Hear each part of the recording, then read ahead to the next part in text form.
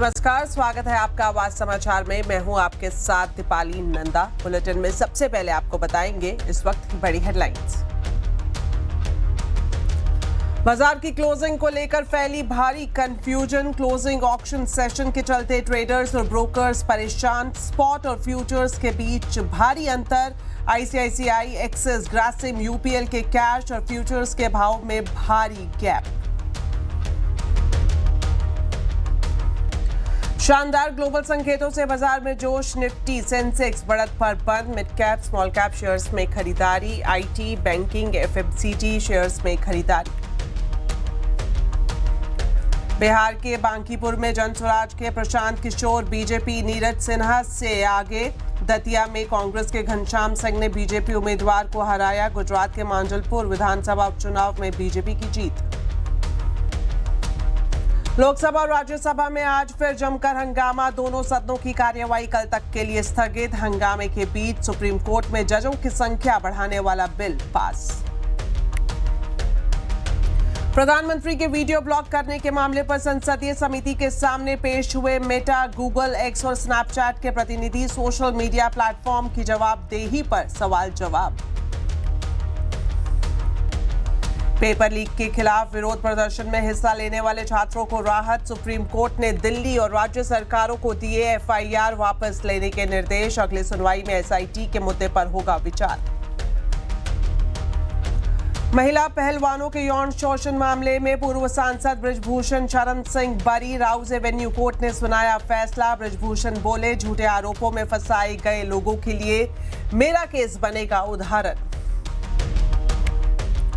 देश के कई राज्यों में बारिश से बिगड़े हालात। केरल, गुजरात और असम में सबसे ज्यादा असर। असम में 85 और केरल में 8 लोगों की मौत। कई जिलों में बारिश का रेड अलर्ट। तो बाजार में आज क्लोजिंग ऑक्शन सेशन की शुरुआत हुई, जिसके बाद बाजार की क्लोजिंग को लेकर भारी कंफ्यूजन फैल गया। कैश और फ्यूचर्स के क्लोजिंग भाव में भारी अंतर होने से ब्रोकर्स परेशान हैं। बाजार में क्लोजिंग ऑक्शन सेशन के वक्त क्या कंफ्यूजन हुआ, डिटेल बता रहे हैं मेरे सहयोगी वीरेंद्र। 3 अगस्त 2026 यानी आज से प्राइस डिस्कवरी के लिए कैश लागू होना था। यानी 3/15 से डेरिवेटिव्स के जितने भी स्टॉक्स हैं उनकी कैश ट्रेडिंग 3/15 से 3/30 तक बंद होनी थी। इस दौरान फ्यूचर्स की ट्रेडिंग जारी रहनी थी और बाकी कैश स्टॉक्स की ट्रेडिंग जारी रहनी थी। लेकिन आज एक बड़ा, अगर आप देखें, क्लोजिंग में कंफ्यूजन हुआ।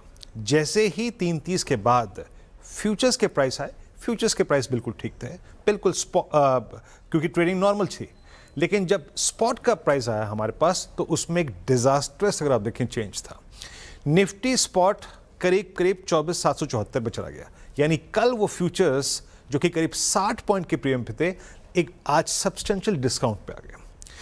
इस क्लोजिंग ने सारे के सारे क्लोजिंग के समीकरण को खराब कर दिया है। बताया जा रहा है कि आयशर मोटर्स, उसके बाद आईसीआईसीआई बैंक, एक्सिस बैंक, इन 4-5 स्टॉक्स में आप देखें दिक्कत हुई है, जिसके चलते जो कैश का प्राइस था वो ऊपर हो गया, डेविएट कर गया और स्पॉट से काफ़ी ऊपर चला गया। दिक्कत यह है, 2-3 चीज़ें एक्सचेंज को क्लैरिफाई करनी पड़ेगी।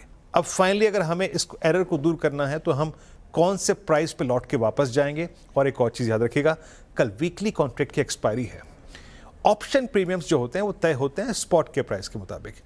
अब कल की ऑप्शन प्रीमियम की प्राइस डिस्कवरी कैसे होगी, अभी क्या है मेरे को नहीं मालूम, but as of now in 2 issues पे क्लैरिफिकेशन एक्सचेंजेस के जरूरी होंगे।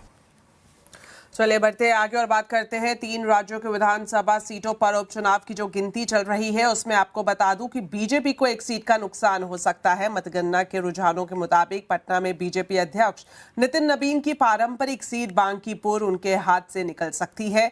यहां जनसुराज पार्टी के संस्थापक प्रशांत किशोर बड़ी मार्जिन से आगे चल रहे हैं। आपको बता दें, प्रशांत की पार्टी को पिछले विधानसभा चुनाव में कोई सफलता नहीं मिली थी, लेकिन अपने पहले चुनाव के साथ प्रशांत पार्टी का खाता खुल यहां दिख रहा है। ये सीट 1993 से लगातार बीजेपी के पास रही है और नितिन नबीन के राज्यसभा जाने के बाद इस पर उपचुनाव हुए। इधर मध्य प्रदेश की बात करें तो यहां की दतिया विधानसभा सीट पर कांग्रेस प्रत्याशी घनश्याम सिंह ने 6000 से ज्यादा वोटों के साथ जीत दर्ज कर ली है। ये सीट पूर्व कांग्रेस विधायक को 2 साल की सजा होने के बाद खाली हुई थी। और आपको बता दें, यहां पिछले चुनाव में बीजेपी के नरोत्तम मिश्रा खड़े हुए थे, लेकिन इस बार आशुतोष तिवारी को टिकट मिला था। वहीं गुजरात के वडोदरा की बात करें तो यहां पर मांजलपुर सीट पर बीजेपी प्रत्याशी सतीश पटेल 31,000 वोटों से जीत गए हैं। तो बांकीपुर सीट का हाल जानने के लिए अब हमारे साथ जुड़ रहे हैं ग्राउंड से रवि नारायण। तो रवि, क्या प्रशांत किशोर की जीत अब महज एक औपचारिकता बची है? और साथ ही आपसे जानना चाहेंगे कि इस नतीजे का बिहार की राजनीति पर क्या असर पड़ सकता है? जी बिल्कुल, देखिए यहाँ पे बस औपचारिकता मात्र रह गई है यहाँ पे जीत का, क्योंकि 31 राउंड की गिनती होनी थी और जिसमें 28 राउंड की जो घोषणा है वो हो चुकी है और 28वें राउंड में प्रशांत किशोर जो है वो 19,919 वोट से जो है वो आगे चल रहे हैं। तो ये लगभग अगले 3 राउंड में माना जा रहा है कि और ये बढ़त जो है वो बढ़ती जाएगी, क्योंकि पूरे अभी तक 28 राउंड में एक राउंड भी ऐसा नहीं हुआ जहाँ पे वो पीछे रहे हैं। क्योंकि ये बांकीपुर का जो विधानसभा का जो सीट है वो अपने आप में बहुत बड़ा मायने रखता है और माना जा रहा है कि आने वाले बिहार के सियासत को लेकर के एक बड़े बदलाव का संकेत जो है वो मिल सकते हैं। सबसे बड़ी बात है कि ये जो बांकीपुर सीट है पिछले 30 सालों से बीजेपी के कब्जे में है। यहाँ पे नितिन नवीन जो है पिछले 5 बार से विधायक हैं। नितिन नवीन से पहले जो है नितिन नवीन के जो पिता होते थे नवीन सिन्हा, वो विधायक होते थे। तो लगातार ये सीटें जो हैं वो बीजेपी के खाते में रही है। सबसे बड़ा सवाल है कि यहाँ पे न सिर्फ प्रशांत किशोर जीत रहे हैं, लेकिन राष्ट्रीय अध्यक्ष जो आज बीजेपी के हैं उनके सीट को हराने का एक बड़ा मतलब रखता है। लेकिन एक दूसरी तरफ जो एक अब बड़ी बातें जो निकल करके आ रही है कि जो आरजेडी है तीसरी सीटें जो है वो बहुत कम अंतर से लगभग उनके 15,000 भी वोट जो है अभी तक नहीं मिल पाए हैं। तो यहाँ पे जो समीकरण है, जो माई समीकरण आरजेडी का है, वो पूरी तरह से ध्वस्त दिखाई पड़ रहा है। दूसरी जो बात है, बीजेपी के जो तमाम जो बूथ हैं, यहाँ पे 422 बूथ हैं। अभी जो आंकड़े सामने आ रहे हैं लगभग हर वो बूथ ऐसा है जहाँ पे प्रशांत किशोर को वोट मिला है। इसका मतलब साफ है कि यहाँ पे जो भी कैडर वोट है, या बीजेपी का हो या फिर आरजेडी का हो, सब में सेंध लगी है और यहीं से जो है प्रशांत किशोर की जीत जो है वो तय होती है। तो यहाँ पहले जहाँ 2025 के अभी से ठीक 100 दिन पहले माना जा रहा है, 6 महीना पहले यहाँ पे जो चुनाव हुए हैं उस चुनाव में 202 सीटें आई हैं, लेकिन उसके बाद जो प्रशांत किशोर की जो पार्टी थी जिन्होंने चुनाव लड़ा था, एक भी सीट नहीं आया था, लगभग 200 से ज्यादा। जी बिल्कुल रवि, काफी इंटरेस्टिंग आपने यहाँ पर ये बात कही कि जो ये जीत है ये और भी ज्यादा बढ़ जाती है कि जिस तरह से हम जानते हैं कि बांकीपुर की बात करें 30 साल से बीजेपी के खाते में सीट आती रही है, लेकिन इस बार जनस्वराज ने ये हवा बदली है और अब महज एक औपचारिकता बचा है प्रशांत किशोर के नाम का ऐलान होना। चलिए बढ़ते हैं आगे और यहाँ पर आपको सुना देते हैं कि प्रशांत किशोर ने क्या कुछ कहा है। ये विधायक बनाने का चुनाव नहीं है, ये भाजपा के केंद्रीय नेतृत्व को ये संदेश देने का एक प्रयास है बिहार की जनता के द्वारा कि बिहार में किसी अच्छे व्यक्ति को मुख्यमंत्री बनाइए। आपको जनता ने 202 विधायक जिताए हैं, किसी अपराधी, किसी गलत चाल चरित्र चेहरा वाले व्यक्ति को बिहार का नेतृत्व मत दीजिए, अच्छे आदमी को बनाइए ताकि बिहार में भी शिक्षा हो, बिहार में भी बच्चों के लिए रोजगार हो, बिहार के बच्चों को भी बाहर मजदूरी करने न जाना पड़े। ये संदेश बांकीपुर के लोगों ने दिया है। बाकी विधायक जीतना हारना ये तो राजनीति है, चलता रहता है। चलिए बढ़ते हैं आगे और बात करते हैं संसद की कार्यवाही की। लोकसभा और राज्यसभा में आज एक बार फिर से जमकर हंगामा देखने को मिला और हंगामे के बीच सुप्रीम कोर्ट में जजों की संख्या बढ़ाने वाला बिल तो पास हो गया, लेकिन फिर उसके बाद लोकसभा और राज्यसभा की कार्यवाही को कल तक के लिए स्थगित कर दिया गया। डिटेल्स ले लेते हैं, हमारे वरिष्ठ सहयोगी लक्ष्मण रॉय हमारे साथ लाइव जुड़े हुए हैं। तो लक्ष्मण जी, क्या लग रहा है ये गतिरोध इस तरह से बरकरार रहेगा और सरकार की कोशिश यही रहेगी कि अहम बिल पास करा लिए जाए? देखिए, जिस तरीके के सरकार लोकसभा और राज्यसभा की कार्रवाई के लिए बिल की लिस्ट तैयार कर रही है, रिवाइज लिस्ट हो, सप्लीमेंट्री लिस्ट हो, इससे लगता है कि सरकार इस हंगामे की वजह से अपने बिल को रोकना नहीं चाहती है। और आज भी हमने देखा कि हंगामे के बीच सुप्रीम कोर्ट में जजों की संख्या बढ़ाने वाले अध्यादेश जो था उसको बिल के तौर पर पारित करना जरूरी था, तो सरकार ने उसको पारित कर लिया। ऐसे ही जो बाकी अध्यादेश थे, दूसरे जो महत्वपूर्ण बिल लिस्टेड हैं, उसको भी हो सकता है कि संसद के बाकी बचे हुए दिनों में सरकार इसको पारित करा ले। सुप्रीम कोर्ट वाला बिल इसलिए ज़्यादा महत्वपूर्ण था क्योंकि क्योंकि सुप्रीम कोर्ट बिल में के जरिए सरकार सुप्रीम कोर्ट में जजों की संख्या 34 से बढ़ाकर 38 करना चाहती थी, इसके लिए अध्यादेश लाई थी, अब इसको बिल के तौर पर लाई है। एक और महत्वपूर्ण बिल सरकार ने लोकसभा में आज रखा है, वह खासतौर से बैंकर्स बुक्स एविडेंस बिल है, जिसके तहत जितने भी डिजिटल ट्रांजैक्शन होते हैं, डिजिटल रिकॉर्ड होते हैं, वो किसी मामले में अगर न्यायालय में रखे जाते हैं तो वहाँ पे उसको कानूनी मान्यता दी जाएगी। तो इससे जुड़ा हुआ बिल भी रखा गया। इस बिल को भी सरकार पारित करने की कोशिश करेगी। इसके अलावा आने वाले दिनों में भी कुछ और महत्वपूर्ण बिल सरकार लाएगी। लेकिन इस बीच विपक्ष ने अपना मन बना लिया है कि समय समय पर सरकार को घेरती रहेगी। अपने रुख में विपक्ष की तरफ से कोई नरमी दिख नहीं रही है। आज भी हंगामा इतना ज्यादा रहा कि बार बार दोनों सदनों को स्थगित करना पड़ा और फिर दिन भर के लिए स्थगित कर देना पड़ा, क्योंकि विपक्ष लगातार इस बात की मांग कर रहा था कि प्रदर्शनकारी स्टूडेंट के ऊपर जो पुलिस की कार्रवाई हो, इस पर गृह मंत्री अमित शाह बयान दे। लेकिन गृह मंत्री अमित शाह ने अभी तक बयान देने की कोई संकेत दिए नहीं है। तो मुझे लगता है कि हंगामा जारी रहेगा और इस हंगामे के बीच में कुछ महत्वपूर्ण बिल पारित होते रहेंगे। जी लक्ष्मण जी, आप हमारे साथ बने रहे, आपके पास वापस लौटेंगे। इस बीच एक और बड़ी खबर आपको बता दें, प्रधानमंत्री के वीडियो ब्लॉक करने के मामले पर आज मेटा, गूगल, एक्स और स्नैपचैट के प्रतिनिधि संसदीय समिति के सामने पेश हुए हैं। ये बैठक शुरू हो चुकी है। डिटेल्स ले लेते हैं, लक्ष्मण जी हमारे साथ लाइव जुड़े हुए हैं। तो लक्ष्मण जी, जाहिर तौर पर बड़ा मुद्दा यही है कि प्रधानमंत्री की वीडियो को ब्लॉक किया गया, लेकिन साथ ही आपसे जानना चाहेंगे कि क्या ओवरऑल कंटेंट मॉडरेशन या फिर प्राइवेसी जैसे मुद्दों पर भी बातचीत मुमकिन है? देखिए, ये जो बिल में ये जो बैठक है, दरअसल 1 घंटे पहले बैठक शुरू हो चुकी है संसद की स्टैंडिंग कमेटी के सामने, जिसके अध्यक्षता खुद निशिकांत दुबे जो सांसद है वो कर रहे हैं। हालांकि जो नोटिफिकेशन जारी किया गया था इस बैठक के लिए, उसमें कहा गया था कि इस बैठक में सोशल और डिजिटल प्लेटफॉर्म और उनके रेगुलेशन के ऊपर चर्चा होगी।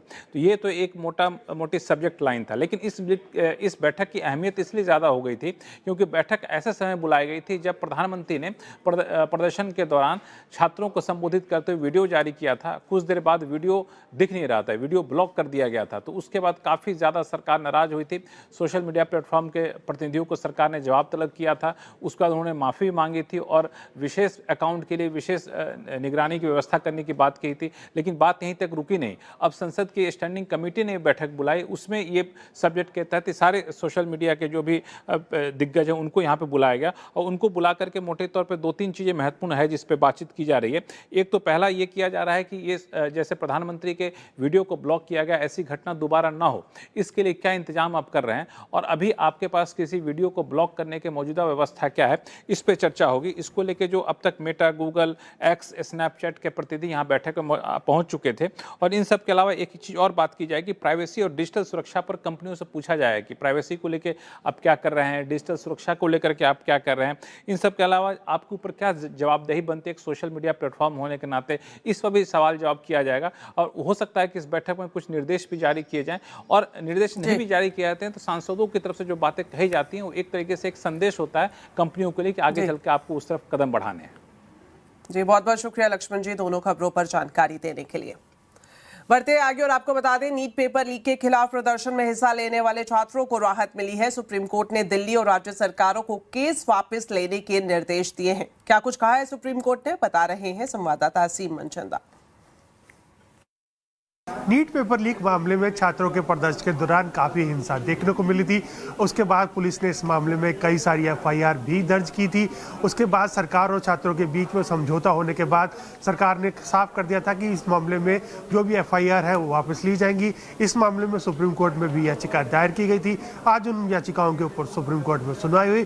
सुप्रीम कोर्ट ने निर्देश दिए कि अगर केंद्र सरकार और राज्य सरकार चाहे तो जो भी एफआईआर वापस लेना चाहे वो वापस ले सकते हैं। सुप्रीम कोर्ट ने यह भी कहा कि जिन लोगों के खिलाफ कोई भी गंभीर या आपराधिक मामले दर्ज नहीं है उनके खिलाफ एफआईआर दर्ज की जा सकती है। यहाँ पर केंद्र सरकार ने यह भी साफ कर दिया कि करीबन 2700 ऐसे लोग हैं जिनके खिलाफ गंभीर आपराधिक मामले दर्ज हैं और केंद्र सरकार उनके ऊपर केस दर्ज करने को लेकर के आगे स्थिति में आगे बढ़ेगी। सुप्रीम कोर्ट में यह भी कहा गया था कि जो हिंसा के दौरान पैलेट गन का इस्तेमाल किया गया था उसके ऊपर भी सुनवाई की जाए, साथ ही एक एसआईटी का गठन भी किया जाए। सुप्रीम कोर्ट ने कहा कि हम इस मामले की सुनवाई आगे भी करेंगे और सुप्रीम कोर्ट ने इस मामले की सुनवाई 18 अगस्त को तय की है। उस दौरान सुप्रीम कोर्ट एसआईटी गठन बनाने के ऊपर विचार करेगा और साथ ही साथ जो पैलेट गन का इस्तेमाल किया गया था उसमें क्या गाइडलाइंस होनी चाहिए उसके ऊपर भी सुप्रीम कोर्ट विचार करेगा। अब आप कॉल ड्रॉप और कॉल की खराब क्वालिटी की शिकायत सीधे ट्राई से कर सकते हैं। ट्राई ने माई कॉल एप्लीकेशन का नया वर्जन लॉन्च कर दिया है। कंज्यूमर्स कॉल ड्रॉप, ऑडियो में देरी, क्रॉस कनेक्शन या फिर आवाज टूटने जैसी शिकायतें सीधा यहां पर रिपोर्ट कर सकते हैं। इस मौके पर ट्राई चेयरमैन ने कहा कि ग्राहकों के कॉलिंग एक्सपीरियंस का फीडबैक सर्विस प्रोवाइडर्स के साथ साझा किया जाएगा। ट्राई ने ट्राई बाय कॉल ऐप का रिवैम्प्ड वर्जन लॉन्च किया है। ये प्रैक्टिकली एक नई ऐप है जिसमें हमने अपना पुराना ट्राई माई कॉल ऐप का नाम इसके साथ रिटेन किया है। इस ऐप को यूज़ करके ट्राई जो कोई भी उपभोक्ता उनका जो कॉलिंग एक्सपीरियंस है उसके बारे में बहुत आसानी से कुछ ही टच के साथ में फीडबैक दे सकते हैं और ये फीडबैक जो सर्विस प्रोवाइडर हैं उनके साथ साझा किया जाएगा। जो फीडबैक्स कंज्यूमर देंगे उसके साथ में जो सिग्नल स्ट्रेंथ है वो लोकेशन के साथ उसका डेटा भी सर्विस प्रोवाइडर के साथ साझा किया जाएगा। क्या जिस शराब को कई साल पुरानी बताया जाता है वो वाकई ही उतनी पुरानी होती है या फिर फ्लेवर मिलाकर उसे पुरानी रम या विस्की का स्वाद दिया जाता है? दरअसल फसाई की सख्ती के बाद ओल्ड मॉन्क, मैकडॉवेल्स जैसी बड़ी लिकर कंपनियों की जो ब्रांड्स हैं वो बाजारों में नहीं मिल रहे हैं। हालांकि कुछ कंपनियां फसाई के खिलाफ अदालत भी पहुंच गई हैं। पूरी खबर बता रहे हैं रोहन सिंह। जी, शराब की बोतलों पर आपने कई बार इस तरह के दावे पढ़े होंगे जैसे 7 ईयर ओल्ड या फिर 10 ईयर मैच्योर्ड, लेकिन क्या इस तरह के दावों की सच्चाई होती है? तो फूड रेगुलेटर FSSAI ने इसकी पूरी जांच की और पाया कि अधिकतर जो ये दावे किए जाते हैं ये गलत होते हैं। दरअसल शराब में जो नॉर्मल अल्कोहल है उसमें फ्लेवर मिलाया जाता है ताकि जो पुरानी शराब है उसका टेस्ट आ सके। और खासतौर पर महाराष्ट्र और मध्य प्रदेश में कई सारे ऐसी फैक्ट्रीज है शराब की जहाँ पर फूड रेगुलेटर FSSAI ने जाँच की और उसके बाद उन ब्रांड्स की जो बिक्री है उसको रोकने का आदेश दिया, जिसके बाद से खासतौर पे महाराष्ट्र में काफ़ी प्रभावित हुई है। कई सारे जो रम ब्रांड्स हैं और विस्की ब्रांड है उनकी जो उपलब्धता है। जिन कंपनियों पर खासतौर पे कार्रवाई की गई है, जो महत्वपूर्ण ब्रांड है, ओल्ड मॉन्क XXS का जो दावा था कि वो 7 ईयर ओल्ड है उसको गलत पाया गया और ये भी पाया गया कि उसमें मैच्योर्ड रम सिर्फ 5% होती है और बाकी जो है वो न्यूट्रल अल्कोहल होता है, फ्लेवर मिलाया जाता है उसमें। तो उस पर कार्रवाई की गई। महत्वपूर्ण कंपनियों में मोहन रॉकी स्प्रिंग वाटर, इसकी जो ओल्ड मॉन्क के 3 वेरिएंट है, तीनों पर जो है उनकी बिक्री पर रोक लगाई गई। यूनाइटेड स्पिरिट्स का जो मैकडॉलन नंबर 1 है, इसके अलावा एंटीक्विटी ब्रांड है, इसके अलावा अगर आप देखें इन ब्रू बेवरेजेस का बैक पाइपर डिलक्स विस्की है, उस पर उसकी बिक्री पर रोक लगाई गई। एसोसिएटेड अल्कोहल की अगर बात करें तो सेंट्रल प्रोविंस विस्की है, उस पर भी जो दावे हैं वो गलत पाए गए। और इसके अलावा महाराष्ट्र के 6 और जो शराब कंपनियां हैं उन पर भी जो है उनको भी नोटिस दिया गया है। कुछ कंडीशंस में जो है मौजूदा जो स्टॉक है अगर लेबलिंग चेंज की जाती है तो उसकी बिक्री को अलाउ किया गया है। लेकिन इसी बीच जो शराब कंपनियां हैं वो इसके खिलाफ कोर्ट जाने का मन बना रही है। खासतौर पे जो एसोसिएट अल्कोहल है वो और जो शराब कंपनियों का जो एसोसिएशन है वो दोनों ही जो है वो लीगल इस वक्त सजेशंस ले रहे हैं, हाई कोर्ट जाने का जो है की प्लानिंग कर रहे हैं। तो अगली बार जब आप शराब की बोतल पे देखें इस तरह के दावे तो ये जान लें कि इस तरह के दावे सच हों इसकी कोई गारंटी नहीं है। हालांकि हम आपको ये सलाह ज़रूर देना चाहते हैं कि शराब किसी भी स्थिति में ना पिएं, ऐसा करना स्वास्थ्य के लिए हानिकारक है, लेकिन इस तरह की लेबलिंग से खासतौर पे सावधान रहें। यहाँ वक्त एक छोटे से ब्रेक का है, जल्द वापस लौटेंगे। आप देखते रहिए आवाज समाचार। ब्रेक के बाद आपका स्वागत है। अमेरिका और ईरान में सुलह की उम्मीद एक बार फिर से जगी है। राष्ट्रपति ट्रंप ने ईरान पर हमले रोकने के बाद आज से ही दोबारा बातचीत शुरू करने की बात कही है। ट्रंप ने कहा कि मिडल ईस्ट और दूसरे सहयोगियों की अपील पर उन्होंने इस हमले को टाला है। ट्रंप ने यह भी कहा कि तबाही की जगह वो कूटनीतिक रास्ते से युद्ध का समाधान करना चाहते हैं और उनको उम्मीद है कि जल्द हॉर्मुज और ईरान के परमाणु कार्यक्रम पर बात बन जाएगी। हालांकि ट्रंप ने साथ ही ये धमकी भी दी है कि अगर समझौता नहीं हो पाया तो ईरान पर पहले से ज्यादा भयानक हमले करेंगे। Asked to by Saudi Arabia, UAE, and by Qatar, and by Iran. We were all set to go just about at this time right now, and it would have been a massive attack. We were all set to go, but when the allies ask to call it off, you got to sort of say, well, let's see. And the reason they asked is I think there's a deal. There's a deal on Hormuz, and then there will be a deal on the nuclear, or you might call it the denuclearization of Iran. I call it the denuclearization of Iran. और आवाज अड्डा में आज हम इसी पर ही खास चर्चा कर रहे हैं। ट्रंप ने ईरान पर फिलहाल हमला रोक दिया है और बातचीत शुरू करने का ऐलान किया है। तो क्या वेस्ट एशिया में शांति बहाल होगी? जरूर देखिए शाम 7:57 पर यूएस ईरान आगे सुलह या घमासान। महिला पहलवानों के यौन उत्पीड़न मामले में दिल्ली की राउज एवेन्यू कोर्ट ने भारतीय कुश्ती महासंघ के पूर्व अध्यक्ष और पूर्व सांसद बृजभूषण शरण सिंह को बरी कर दिया है। बरी होने के बाद बृजभूषण सिंह अदालत से खुशी खुशी बाहर आए और कोर्ट के फैसले के बाद बृजभूषण ने कहा कि कोर्ट ने मुझे बाइज्जत बरी किया है, मेरे खिलाफ साजिश रची गई थी। मेरे लिए तो राहत है ही, लेकिन उन लोगों के लिए ये मेरा केस एक सिंबल प्रदान करेगा जो देश के अंदर झूठे आरोपों में फंसाए जाते हैं। और उनको मैं एक संदेश देना चाहता हूं कि अगर किसी के ऊपर भी ऐसे झूठे आरोप लगते हैं तो मैं उनके परिवार से कहना चाहता हूं, उनके दोस्तों से कहना चाहता हूं कि बिना सोचे समझे साथ मत छोड़ो, नहीं तो आज तमाम बेगुनाह लोग जो है आत्महत्या कर लेते हैं। तो ये मेरा केस उनके लिए सिंबल प्रदान करेगा। अब आपको बताते हैं आज के कंज्यूमर अड्डा के टॉपिक के बारे में। डिजिटल इंडिया में पढ़ाई, दवाई से लेकर कमाई सब कुछ ऑनलाइन है। ऐसे में साइबर सुरक्षा राष्ट्रीय सुरक्षा का विषय बन चुका है। इसी पर ही आज हम खास चर्चा कर रहे हैं कंज्यूमर अड्डा में। जरूर देखिए शाम 5:57 पर डिजिटल भारत सुरक्षा की जरूरत। तो फिलहाल इस बुलेटिन में इतना ही। आप खबरों पर अपडेट रहे, CNBC आवाज से जुड़े रहे हमारे सोशल मीडिया हैंडल्स के जरिए। नमस्कार।